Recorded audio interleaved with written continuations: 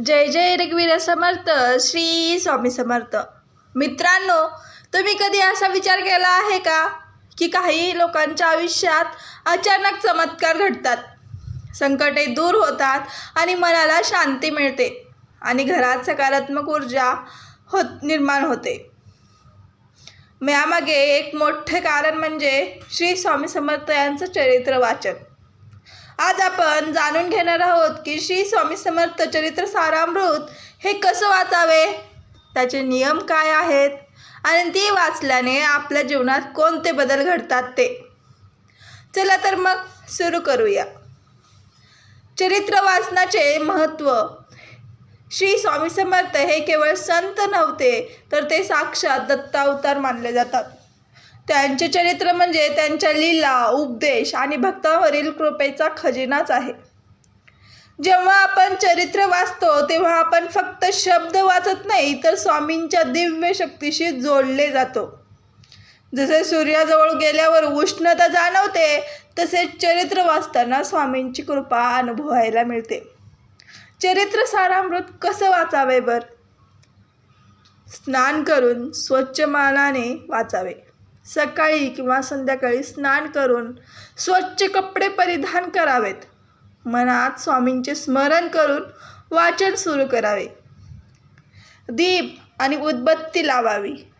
शक्य असल्यास स्वामींच्या फोटोसमोर दीप लावा. त्यामुळे वातावरण पवित्र आणि सात्विक होते. श्रद्धा आणि विश्वास ठेवावा. फक्त पुस्तक पूर्ण करण्यासाठी वाचू नका. प्रत्येक अध्याय हा मनापासून वाचा. स्वामीवर पूर्ण विश्वास ठेवा. दररोज ठराविक वेळ द्यावी. रोज एक अध्याय किंवा काही पाने वाचा. नियमितता ही सर्वात मोठी साधना आहे. वाचनापूर्वी प्रार्थना करा.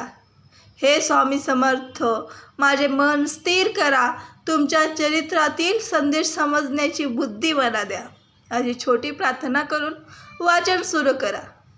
चरित्र वाचल्याने काय मिळते बर? मी इतकं चरित्र वाचन करतो, पण नेमकं मला काय मिळेल? मनाला शांती मिळते. आजच्या या धावपळीच्या जीवनात मन अस्वस्थ असते. चरित्र वाचनामुळे मन शांत होऊ लागतं. नकारात्मक विचार कमी होतात. संकटांना समोर जाण्याची ताकद मिळते. स्वामींच्या लीलामधून आपल्याला समजते की कोणतेही संकट कायमचे नसते.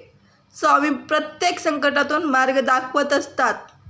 त्यामुळे आपला आत्मविश्वास वाढतो. भिवू नकोस, मी तुझ्या पाठीशी आहे, हे वचन मनात कायम रुजते.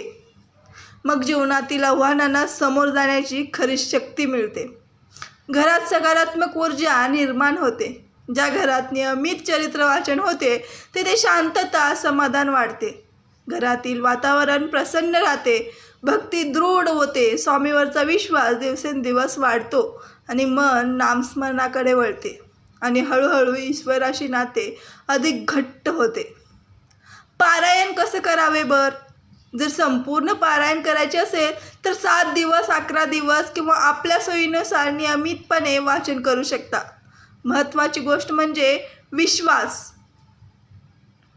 स्वामींना वेळपेक्षा भावना प्रिय आहे. जणू स्वामी आज आपल्याला सांगत आहेत, माझे चरित्र वाच, त्यामध्ये माझे जीवन नाही, तुझ्या जीवनाचा खरा मार्ग दडलेला आहे. श्रद्धेने एक पाऊल टाक, मी तुमच्याकडे 10 पावले देईन, असे श्री स्वामी समर्थ म्हणतात. मित्रांनो, अनेक जण विचारतात की स्वामींची कृपा कशी मिळेल?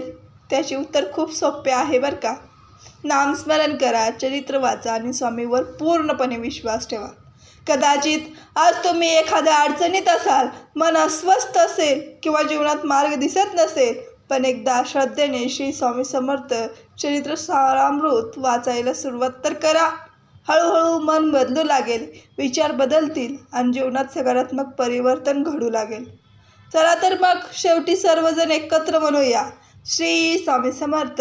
जय जय रघुवीर समर्थ. श्री स्वामी समर्थ. जय जय रघुवीर समर्थ. जर तुम्ही श्री स्वामी समर्थावर विश्वास ठेवत असाल तर कमेंटमध्ये श्री स्वामी समर्थ नक्की लिहा. हा व्हिडिओ जास्तीत जास्त लोकांपर्यंत शेअर करा. हा व्हिडिओ आवडल्यास लाईक करा. भेटूया पुढच्या व्हिडिओमध्ये. तोपर्यंत श्री स्वामी समर्थ. जय जय रघुवीर समर्थ.